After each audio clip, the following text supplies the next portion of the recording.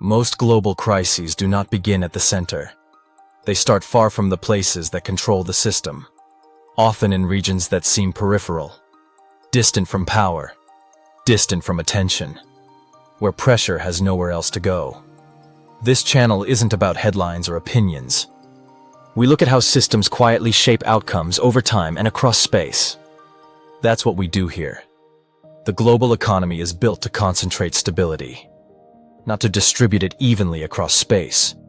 Stability gathers where capital, logistics, and decision-making converge. These places absorb pressure before it becomes visible. But not every region is designed to absorb shocks. Some regions are designed to carry them. They sit closer to uncertainty, with thinner buffers, less redundancy, and fewer options when conditions change. When stress enters the system, it does not spread evenly. It follows existing structures, toward places with less protection, less liquidity, and weaker institutional support. This pattern is not accidental. It is geographic. The global system relies on margins to remain flexible. Pressure is displaced rather than resolved. Edges bend so centers can remain stable. Over time, this creates fragile zones, regions operating near their limits, with little room for error. Small disruptions feel large, and recovery takes longer. When instability arrives, it arrives early. Supply interruptions hit first. Capital withdraws sooner. Trade routes become less reliable. Volatility becomes a constant condition. What looks like local instability is often exposure. These regions are closer to the fault lines, not because they failed, but because of where they sit within the system. Instability does not remain isolated.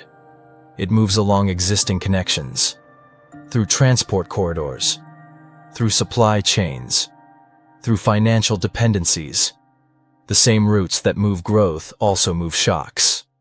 Connectivity accelerates transmission, not protection, and distance no longer guarantees insulation. When edges destabilize, signals travel inward. Prices adjust. Flows reroute, risk perceptions shift. Long before headlines appear. Centers often react later, after effects have accumulated elsewhere. By the time instability reaches the core, it has already reshaped the periphery. Jobs disappear first. Services thin out. Local resilience erodes quietly. Migration pressure builds gradually. Social stress increases without visibility. These changes do not register immediately. They accumulate below the surface, until thresholds are crossed, and instability becomes impossible to ignore. At that point, it appears sudden. But it was never sudden. Pressure was transferred step by step. Across space, across time. The system did not collapse. It redistributed strain. Short-term stability was preserved, while long-term fragility expanded. This cycle repeats. Shock after shock. Edge after edge, with each iteration deepening asymmetry. On paper, the global economy remains stable. Indicators recover. Markets normalize. But instability continues to circulate underneath.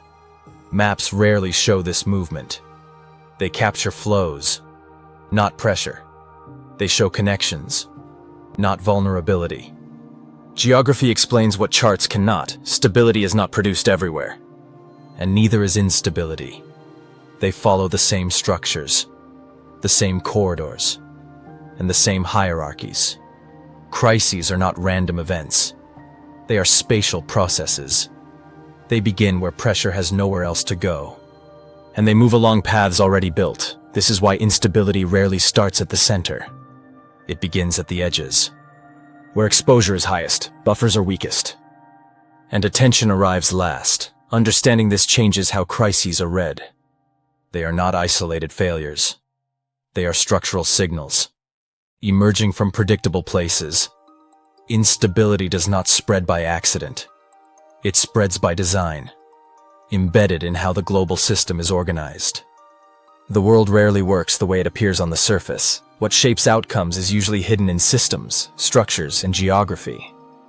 On this channel, we break down those systems, slowly, clearly, without noise. If this way of seeing the world is new to you, subscribing now means you won't miss what comes next. This is Behind the Map.